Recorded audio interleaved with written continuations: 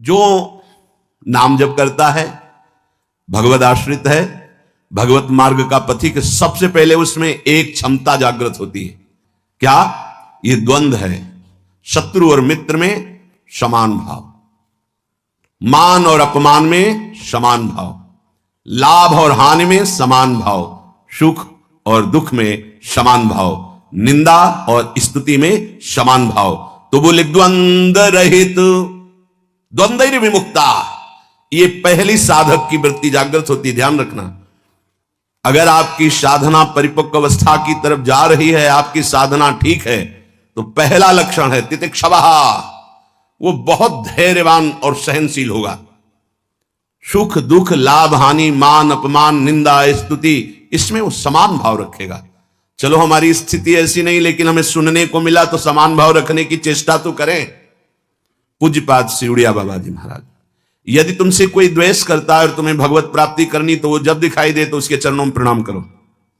अगर पास से निकले तो राधे श्याम, वो भले ना बोले, अगर तुम ऐसा किए तो उसके बैठे हृदय में जो श्री भगवान हैं वो मिल जाएंगे तुम्हारे को। अगर तुम्हारी दृष्टि दोषयुक्त हुई तो कर लो भजन, जब तक वो नहीं मिटाओगे तब तक भगवत प्राप्ति नहीं होगी। हरिवंश नाम लीन जय अजात शत्रु ते सदा, यह शुद्ध परमार्थ अध्यात्म की चर्चा है। यहां व्यवहार को भी अध्यात्म बनाया जाता है। प्रयत्न करो सहने का, मिटाने का। क्या गाली दे रहा है कोई, श्रवणेंद्रिय ने सुना, मन में जाके दाह पैदा हुई, ही नहीं, मेरे भगवान अपने समीप मुझे ऊंचाई देना चाहते हैं, प्रेम की ऊंचाई, ज्ञान की ऊंचाई, इसलिए ये कटु वचन बुलवा रहे हैं, मुझे सहन करना है। राधा राधा राधा, आगे निकल गए। जो सुख दुख, मान अपमान, लाभ हानि आदि द्वंद्वों को सह जाता है, देख लो, यहां लड़ना नहीं है, भक्ति सहना सिखाती है। बोले कब तक सहेंगे? जब तक भगवान न मिल जाए।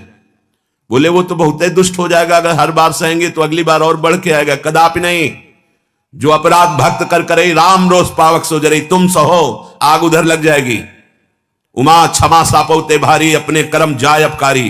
तुम अपने को बचाओ, मालिक देख रहा है, वो ऐसा हिसाब करेगा। एक नवयुवक था जिसकी देखो हंसी उड़ाता था, बहुत परेशान करता था। एक भगत जी निकले उनके छेद, तो दाढ़ी मुच्छ को लेकर बहुत उपहास किया। 2 रुपए निकाले, दिए।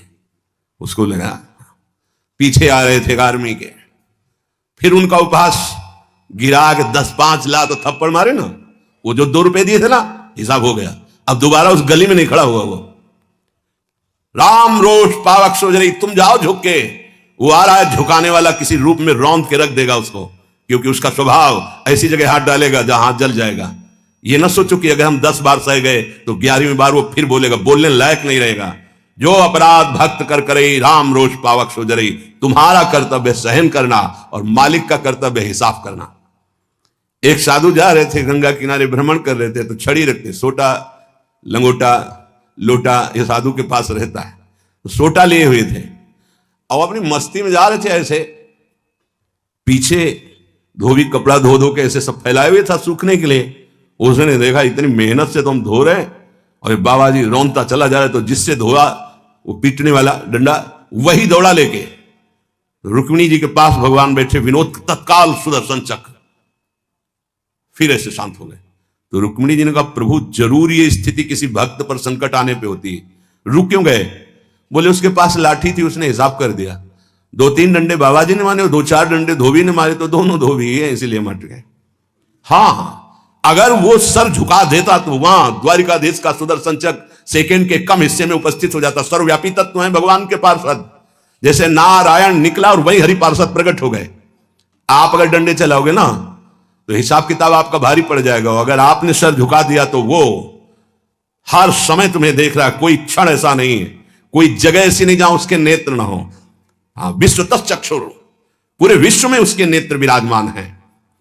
सहना सीखो, यदि आगे बढ़ना है तो सहना सीखो। हमारी बात मान लेना, अगर मान लोगे तो जान जाओगे कि इसका रहस्य क्या है। जो सह गया तो भगवान को प्राप्त हो गया। जितना सहोगे उतने महान बनते चले जाओगे। ये शिक्षा हमको एक शराबी ने दी थी। वैकुंठ धाम ब्रह्मावर्त बिठोर ले गया, एकांत में ठाकुर जी के श्री विग्रह को दिखाया। और नीचे के संगमरमर को दिखाया और कहा देखो यही संगमरमर तिल तिल काटा गया, टूटा नहीं तो आज भगवान बनकर के आरती होती है। ए बाबा जी बना टूटना नहीं, चाहे जितना कष्ट आवे। सहनशीलता, सहनशील, आशय, उदार, धीरज सहित विवेकी, विवेकवान, धैर्यवान, सहनशील महात्मा होता है, चाहे गृहस्थ हो या विरक्त हो, भगवत मार्ग का पथिक। ये नाना प्रकार की कुचेष्टाएं करने पर दुखी या व्यथित होकर कुचेष्टा नहीं कर बैठता है। द्वंद्व रहित। आगे गतमान, ये जो अभिमान और ममता सर्वनाश कर देती है, भगवत मार्ग का उपासक उस अभिमान का सर्वनाश कर देता है। नहीं, किसी भी बात का अभिमान नहीं। सच्ची कहते हैं, जिस क्षण प्रभु बुलवाना ना चाहे तो एक शब्द भी नहीं आता हृदय में। कई बार हृदय से एकदम शून्य, खाली। अब न कोई प्रश्न का उत्तर है, न कोई प्रश्न है, न कोई वार्ता है। वो दे रहे हैं तो हो रही है, और वो ना दे तो का बोलने की हिम्मत नहीं है। शब्द और शास्त्र ज्ञान और व्याख्या तो अलग जाने दो, वही बुलवा रहे, वही सत्य चेष्टा करा रहे। ये सतमार्ग पहाड़ पे चलना है, ये हमारे चढ़ने की योग्यता नहीं, पर वो वाचालम बना देते हैं। मूक को पंगु से पहाड़ चढ़ा देते हैं। सांप का छोटा बच्चा गरुड़ को पछाड़ दे, राम कृपा हो जाए, हां तो लघु ब्याल गरुड़ को खा जाए, ऐसी सामर्थ्य पैदा कर दे भगवान। सब कुछ भगवान की सामर्थ्य से सतमार्ग का होता है, सब कुछ हमारे अहंकार से असत मार्ग का होता है। अहंकार त्यागी, सतमार्ग का अनुरागी। अहंकार युक्त तो कहेगा जरूर भगवान की सामर्थ्य से हो रहा है, पर अहंकार वासनाओं का खेल खिला के पाप करेगा। तो कह रहे गतमान, ये भगवान को अधीन करने वाली आगे बात कह रहे हैं कि सुख निधान भगवान तुम्हारे अधीन क्यों नहीं हो जाएंगे यदि ऐसा करोगे। पहला, मान अपमान दुख सुख लाभ हानि में समान भाव। दूसरा, मान को स्वीकार मत करो। ये देहाभिमानी पुरुषों के द्वारा किया हुआ प्रणाम नमस्कार, ये देहाभिमान को पुष्ट करने वाली अविद्या की एक नई चाल है। उनके हृदय में विराजमान सच्चिदानंद भगवान को देखते हुए इसे विनोद में उड़ा दो। विनोद में, मैं जान रहा हूं प्रभु अब नहीं फंसेंगे, गुरु कृपा हो गई, आपका ये प्रणाम नमस्कार फांस नहीं सकता, नाथ आप तो हमारे स्वामी हो, अब नहीं। लाखों प्रणाम दंडवत हो रही, लेकिन नहीं, वो तुम्हारी प्रणाम दंडवत नहीं हो रही, तुम्हें फंसाया जा रहा है। आखिरी खाई है यश कीर्ति मान। नहीं, हे सच्चिदानंद गुरुदेव, आप सब रूपों में काहे को मजाक कर रहे हो प्रभु, आप ही तो विराजमान हो नाथ, कोई नहीं फंसा पाएगा। अब हम तो बड़े भजनानंदी, हमारा बड़ा नाम हो रहा है, प्रणाम नमस्कार हो रहा, तो आगे है खाई, उसमें मुंह भरा गिर जाओ, निकल नहीं पाओगे। जैसे कंचन की खाई, कामिनी की खाई, ऐसे कीर्ति की खाई। तो गत मान, सबहि मान प्रद आपमानी, सबके चरणों में बंधन भक्ति, मेरे नाथ इन सब रूपों में विराजमान। वो प्रणाम कर रहे हैं, नमस्कार कर रहे हैं, वो जय बोल रहे हैं, ये उनकी महानता है। वो अपने हृदय की स्थिति के अनुसार बर्ताव कर। हम तो अधम जीव हैं, प्रभु की कृपा से चल रहे। मेरे प्रभु सब रूपों में है, कहीं मान नहीं छुएगा, और अगर मान छू गया तो विष चढ़ गया। सम्मानम कल्यात घोर गरलम, ये मान रूपी जहर केवल गुरु कृपा से ही दूर होता है। एक ही जगह इस मान की धुलाई होती, दूसरी जगह नहीं। और दूसरी जगह तो आप जहां भी जाओगे वैष्णव चिन्ह देख के सम्मान होगा। एक है घाट, गुरु घाट, जिनमें इसकी धुलाई होती है, वहां कोई भी तुम्हारी चतुराई नहीं चलेगी, कोई भी गुण नहीं चलेगा, कोई भी प्रभाव नहीं चलेगा। वहां धुल के रख देते हैं इस मान को, और जहां मान धुला और दैन्यता आई तो हरि कंठ लगा लेते हैं, भगवान उसे अपने समीप रख लेते हैं। बलिहारी गुरु आपने, जिन्होंने मान को मिटिया मेट कर दिया। बलिहारी कभी नहीं सुधरता है मान का स्वभाव। ये गुरुदेव, इसीलिए गुरुदेव के हाथ का खिलौना कोई बिरला ही बनता है। अहंकार के हाथ के खिलौने तो सब बने हुए, जैसी चाबी भरता है अहंकार, वैसे ही खेल हो रहे, लेकिन कोई गुरुदेव के हाथ का खिलौना विशेष लाडला होता है। भर दी चाबी, अब उसके हृदय में खेल चल रहा है निकुंज का। मान का त्याग करा करके दैन्यता का भाव प्रकाशित करना, ये प्रेमी महापुरुष सदगुरुदेव की कृपा से होता है। गतमान। आगे ज्ञानरथ। ज्ञान किस बात का? एक क्षण भी प्रभु का स्मरण न छूटे, इससे बड़ा कोई ज्ञान नहीं। बात पकड़ लो, तुम्हें कुछ आता हो या ना आता हो, बस राम कृष्ण हरि राधा राधा बोलना आता है, इससे बड़ा कोई ज्ञान नहीं है। ये भगवद स्मृति है। यस्य स्मरण मात्रेण जन्म संसार बंधनात् विमुच्यते, नमस्तस्मै विष्णुवे प्रभु विष्णुवे, जिनका स्मरण मात्र जन्म मरण बंधन से मुक्त कर देता है। राधा राधा कृष्ण कृष्ण। ज्ञानरथ। जब आप नाम जप करेंगे तो स्वाभाविक सच्ची मानिएगा इस शरीर से प्यार खत्म हो जाता है। ये बहुत व्यवस्थित भगवान की कृपा से चलता है, पर इससे राग नहीं रहता। पुराने कपड़े से जैसे तुम्हारा कोई राग नहीं रहता, फेंक देते हो कूड़ा में, ऐसे ही इस शरीर से ज्ञानरत उपासक को कोई संबंध नहीं रहता। बिल्कुल समझ लेना, जैसे कबाड़ में पड़ी हुई गाड़ी से ध्यान आएगा ऐसे गया, पर आपकी रति नहीं होगी क्योंकि बेकार हो गई है। ऐसे हर समय उपासक की दृष्टि में गाड़ी, ये पांच भौतिक गाड़ी, ये केवल भगवत प्राप्ति के लिए है। अगर ज्ञान प्रकट हो गया तो इससे कोई रति नहीं रहती, इससे कोई अपना शरीर का राग मिट जाना ही सब ज्ञान है, भगवान नाम में रुचि हो जाना ही सब ज्ञान है।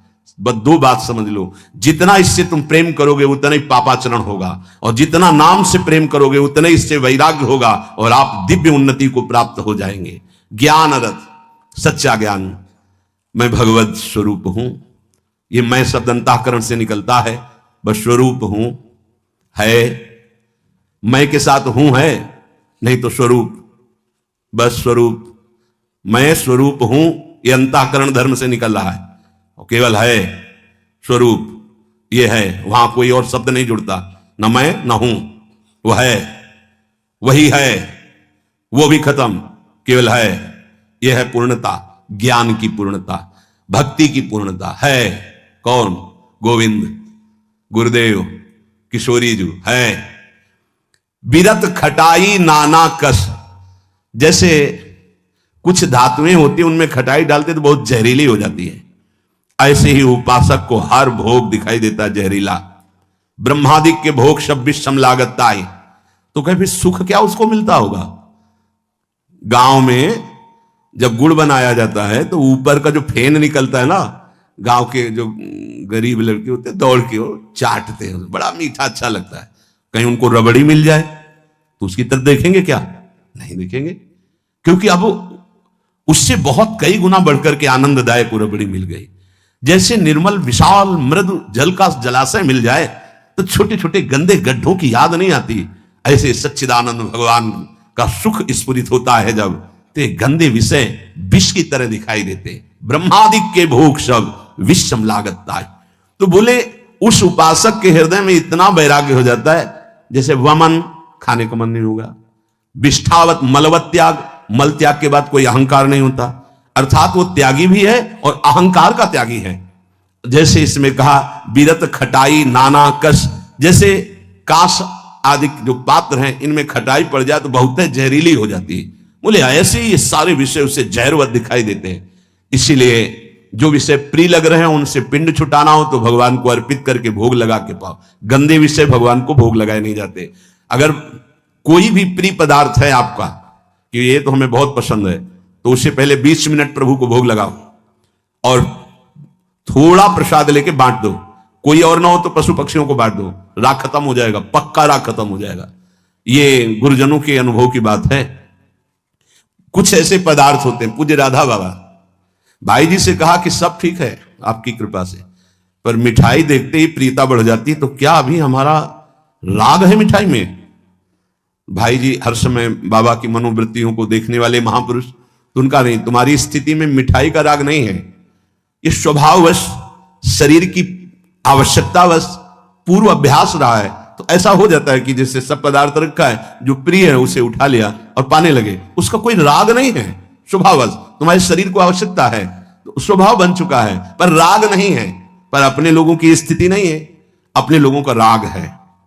हमें जो राग है सच्ची मानो गुरुजनों की आज्ञा पे चले तो नष्ट हो जाएगा। जो प्रिय से प्रिय वस्तु लगे 20 मिनट भोग लगाना, दिखाना नहीं केवल, क्योंकि होगा ना कि गरम गरम पकौड़ा और चटनी और सब दिखा लो श्री जी को पालो, नहीं, रसेंद्री को नहीं, श्री जी को पवाओ और इसके बाद एक पकौड़ा चटनी आप लो, बका दूसरे को दे दो, आप अपना पेट भरो रोटी से। आप देखो ना आपकी रसेंद्री बस में, रसेंद्री बस में हुई हर इंद्री बस में हो जाएगी। यहां कह रहे बिरत खटाई नाना कस, ये नाना प्रकार के भोग भोगते समय बहुत व्यतीत हो गया। उस उपासक को ये विश्वत नजर आते हैं जिसको भगवत प्राप्ति की चाह होती। तो बोले सुख निधान सुजान कौशलपति वै प्रसन्न कहू क्यों न होई बस। यदि ऐसे चलोगे तो भगवान बिना बुलाए आपके पास आ जाएंगे। कैसे? द्वंद्व रहित, मान अपमान निंदा स्तुति समान भाव से सह जाओ।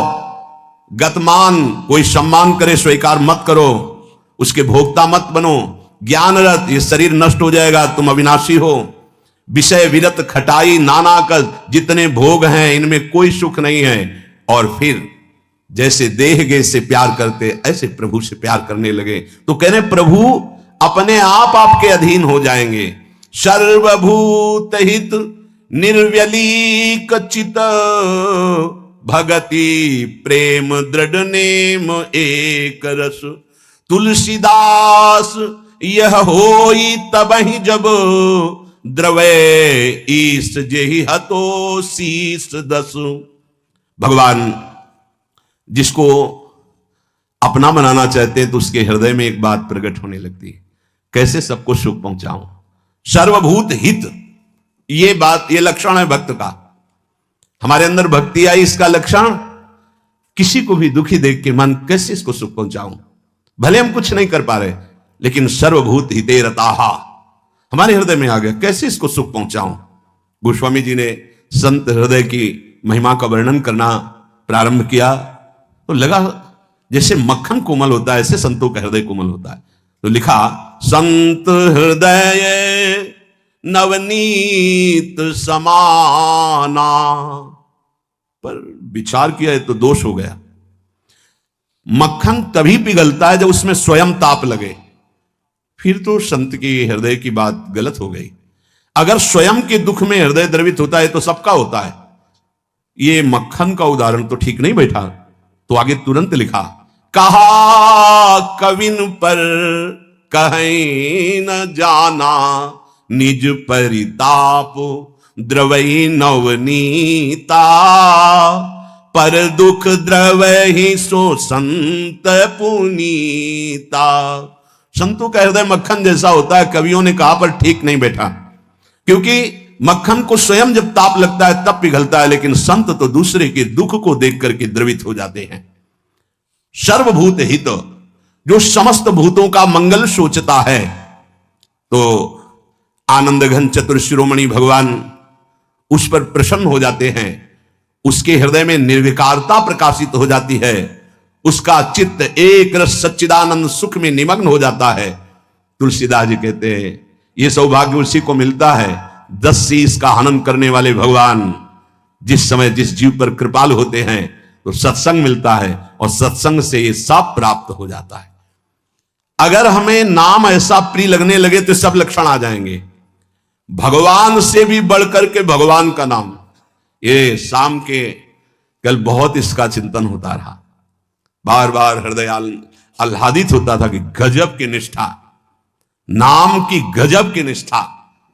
ध्यान पूर्वक सुनिए, हर शिकायत खत्म हो जाएगी। प्रिय राम नाम ते जाहि न रामो, बड़ा सुख मिलता है। जैसे शब्द है ना, उनमें डुबकी लगाओ, एकदम निहाल कर देते। प्रिय राम नाम ते जाहि न रामो, ताको भलो कठिन कलिकाल हूं, आदि मध्य परिणामो। प्रिय राम नाम ते जाहि न रामो। ये बैठा लीजिए, ये जीवन की सार बात। पद तो गोस्वामी जी का कई बार, लेकिन इससे पहले महामहिम पूज्य श्री भाई जी हनुमान प्रसाद पोद्दार जी के द्वारा ये बात मिली थी। जीवन में पहली बार ये बात पूज्य भाई जी के द्वारा मिली थी कि अगर तुम्हारे सामने भगवान आ जाए, उनके दर्शन कर रहे हो, नाम छूट गया तो हमें नहीं चाहिए ऐसे भगवान जिससे हमारा भगवान का नाम छूट जाए। ये भाई जी की बात।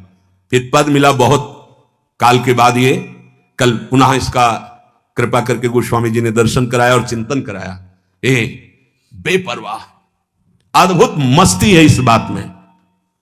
जिसे भगवान नाम इतना प्यारा लग गया है कि यदि स्वयं भगवान कहें कि अब मैं तुम्हें मिल गया, मेरे लिए तो भजन कर रहे थे, अब आज से नाम जपना छोड़ दो, तो वो स्वीकार नहीं करेगा।